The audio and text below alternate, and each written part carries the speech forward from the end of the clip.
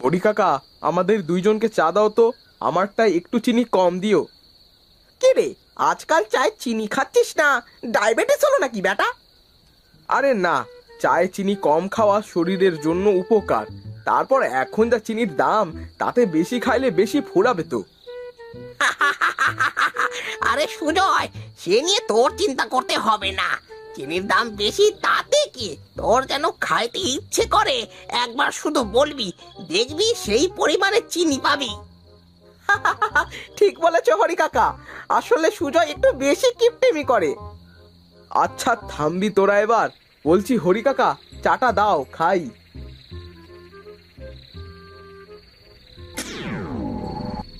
সুজয় দেখ, ওই গাছের ওপর একটা মেয়ে বসে আছে। কই, আমি তো কাউকে দেখতে পাচ্ছি না। না, আমি তো দেখলাম ওখানে আছে।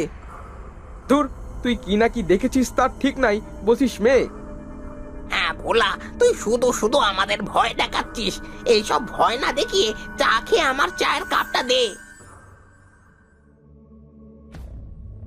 কি রে ভোলা, চা না খেয়ে চলে যাচ্ছিস যে? ভোলার যে আবার কি হলো, চা না খেয়ে চলে গেল? মনে হয় ভূত দেখেছে। আচ্ছা কাকা, আমিও উঠি আজ। যা বাবা, সকলে চলে গেল। আমি আর এই শীতের রাতে একা একা দোকানে থেকে কি করব? যাই, আমিও বাড়িতে যাই। তারপর একটা হ্যারিকেন হাতে করে শীতের কুয়াশা ঘেরা রাস্তা দিয়ে হরি কাকা হাঁটতে শুরু করে। হরি কাকা কবরস্থানের পাশ দিয়ে হাঁটছিল, এমন সময় হঠাৎ তার কানে কান্নার শব্দ ভেসে আসে।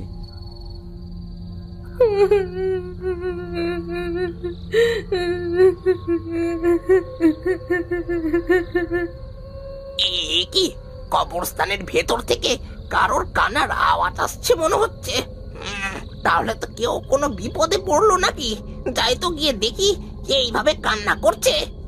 হরি কাকার মনে ছিল ভীষণ সাহস। তার সাহসের জোরে সে কবরস্থানের ভেতরে যায়। তারপর সে খুঁজতে থাকে কোথা থেকে কান্নার আওয়াজ আসছে।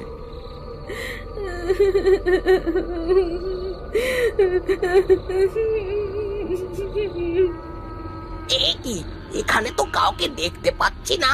তাহলে কান্নার আওয়াজ কোথা থেকে আসছে? যাই, ওই দিকটা দেখে আসি। হরি কাকা তখন আর একটু সামনের দিকে এগিয়ে গেল, আর গিয়ে দেখলো একটা মেয়ে বসে কান্না করছে। কবরস্থানের ভেতর এত রাতে একটি মেয়ে কান্না করছে, এই দেখে হরি কাকা বেশ ভয় পেয়ে যায়। কিন্তু তারপরও সাহস সাথে হরি কাকা মেয়েটার আর একটু কাছে এগিয়ে যায় আর বলে,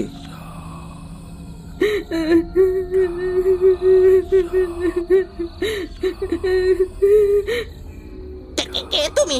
আর এত রাতে এই কবরস্থানে কি করছো?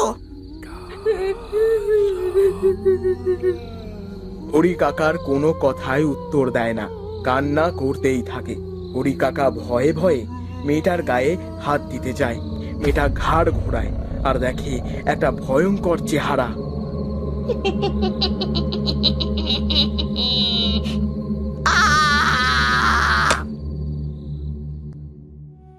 পরের দিন সকালে গ্রামের সকলে হরি কাকার মরাদেহ কবরস্থানে পাওয়া যায়। এই দেখে গ্রামের লোকজনের ভেতরে একটা ভয় কাজ করতে শুরু করে। এই ঘটনা গ্রামের লোকেদের মুখে মুখে হয়ে যায়। এটা কি হয়ে গেল? হরি কাকাকে কে এইভাবে মেরে রেখে গেল? এটা কোনো মানুষ মারে নাই। মানুষ মারে নাই মানে? তুই কি বলতে চাচ্ছিস, একটু খুলে বলতো। কোন মেয়ে, আর হরি কাকাকে কেন বা মারবে? তুই বিশ্বাস কর, আমি সেদিন ওকে দেখেছিলাম, ওই গাছের ওপর বসেছিল। আমার মনে হয় ওই মেয়ে হরি কাকাকে মেরেছে। তুই বলতে চাচ্ছিস কোনো আত্মা হরি কাকাকে মেরেছে? হ্যাঁ, আমার তাই মনে হয়। ধুর, আমি আত্মা টাত্মা বলে বিশ্বাস করি না। তুইও এইসব নিয়ে ভাবিস না। তবে হরি কাকাকে যেই মারুক না কেন, আমি তাকে খুঁজে বের করবই। আচ্ছা, তুই থাক, আমার না শরীরের মধ্যে ভালো লাগছে না, আমি চললাম রে। ভোলার আচরণটা কেমন যেন অদ্ভুত লাগছিল। ভোলা তো এমন ছিল না, তাহলে এমন হয়ে গেল কেন? আমার মাথার ভেতর কেমন যেন হাজার প্রশ্ন ঘুরপাক খাচ্ছিল। হাজারটা প্রশ্ন নিয়ে আমি উঠে বাড়ির দিকে রওনা দিলাম।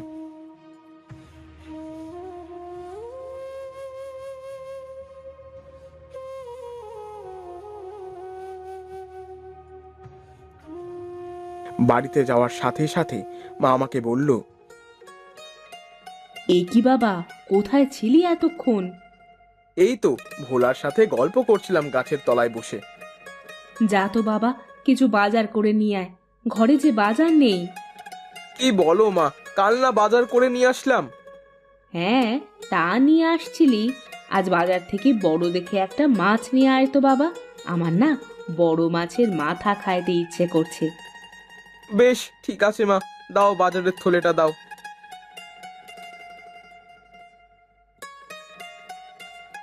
আমি মায়ের জন্য মাছ কেনার উদ্দেশ্যে বাজারের দিকে রওনা দিয়ে দিলাম। বাজারে গিয়ে কানাই দাদার মাছের দোকানের সামনে গিয়ে দাঁড়ালাম। এরে সুজয়, আজ কি মাছ নিবি? দাদা, ওই কাতল মাছটার দাম কত?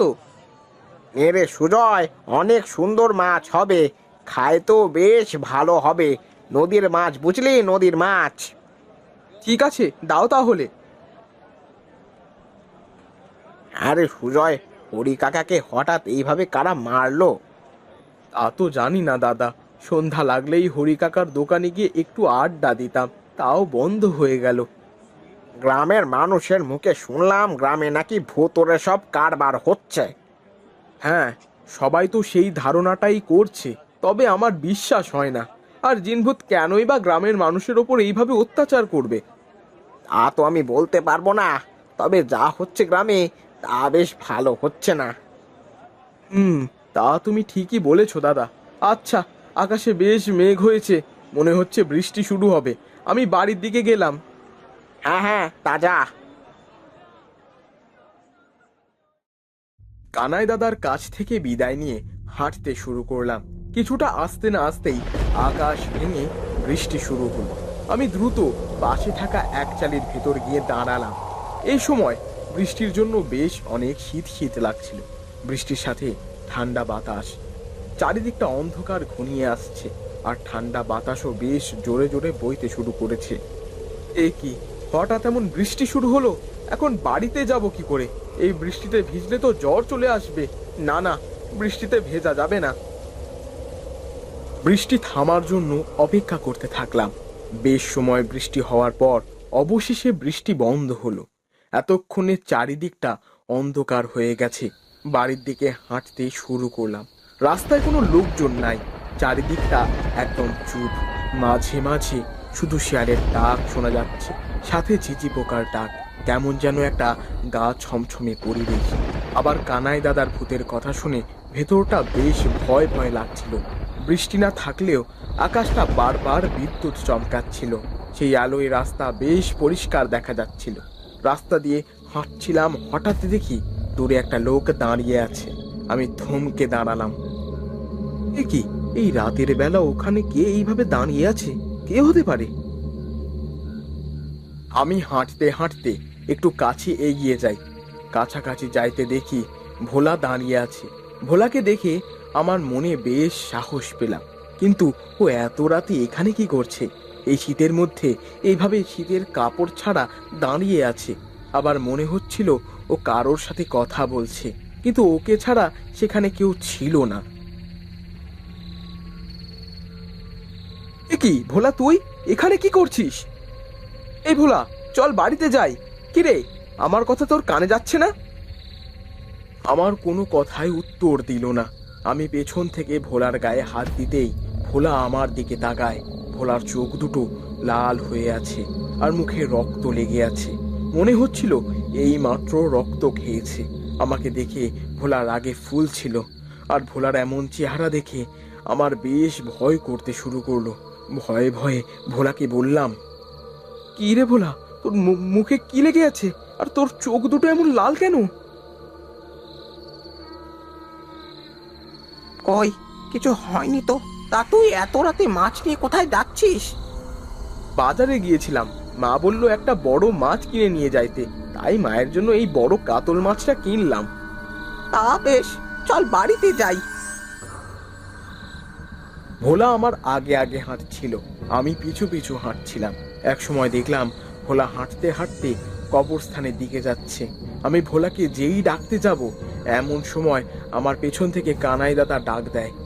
এই সুজয়, ওইদিকে কোথায় যাচ্ছিস? এ কি কানাই দাদা, তুমি? আরে আমি, তা বলছি তুই কবরস্থানের দিকে এই মাছ নিয়ে যাচ্ছিস কেন? ভোলা। ভোলার কথা মনে পড়তেই আমি পেছন ফিরে দেখি সেখানে ভোলা নাই। এ কি, ভোলা কোথায় গেল? ভোলা? এখানে ভোলা আসবে কোথা থেকে?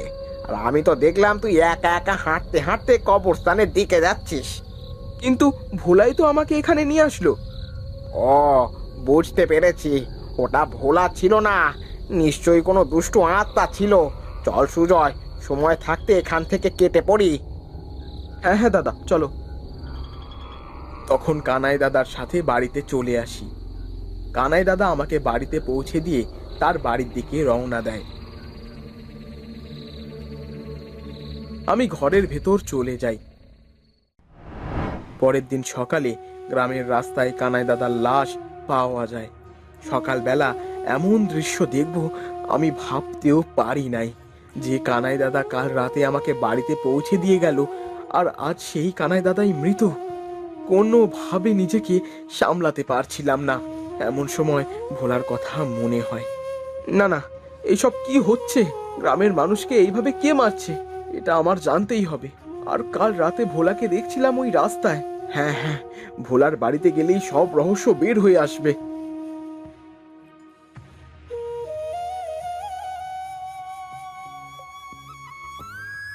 কাকি, এইভাবে বসে কি চিন্তা করছেন?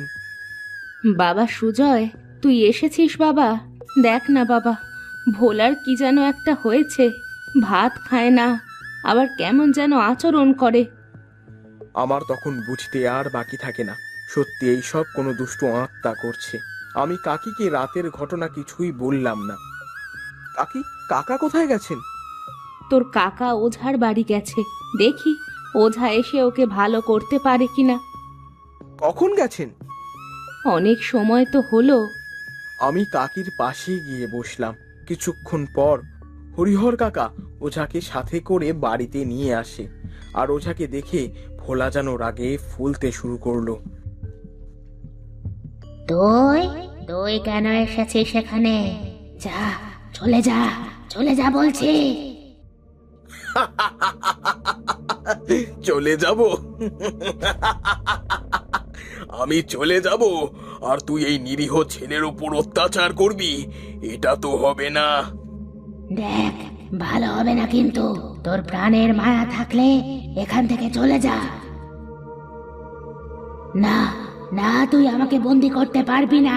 আমি কাউকে ছাড়বো না, এই গ্রামের কাউকে ছাড়বো না।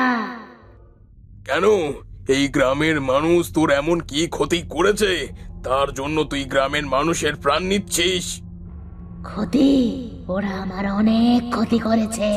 আমি এই গ্রামের রাস্তার পাশের সরা গাছে বাসা করতাম, ওরা সকলে মিলে আমার বাড়ি ভেঙেছে। আমি কাউকে ছাড়ব না। এই গ্রামের মানুষ না বুঝে না জেনে এমন কাজ করে ফেলেছে, তার জন্য তুই প্রাণ নিবি না? তার তুই পারবি না। এই বলে ওঝা একটা কাচের শিশি বের করলো আর মন্ত্র পড়তে শুরু করলো। কিছুক্ষণ মন্ত্র পড়ার পর ভোলার শরীর থেকে একটা কালো ছায়া বের হয়ে বোতলে প্রবেশ করলো। সাথে সাথে ওঝা বোতলের ছিপিটা বন্ধ করে দিল। এদিকে ভোলা জ্ঞান হারিয়ে মাটিতে পড়ে যায়। আর কোনো ভয় নেই তোমাদের এখন থেকে, তোমরা শান্তিতে বসবাস করতে পারো। এই বলে ওঝা চলে যায়। এরপর থেকে আর কোনো মানুষ রাতের আধারে মরে রাস্তায় পড়ে থাকতে দেখা গেল না। গ্রামের সকলে আবার সুখে শান্তিতে বসবাস করতে শুরু করলো।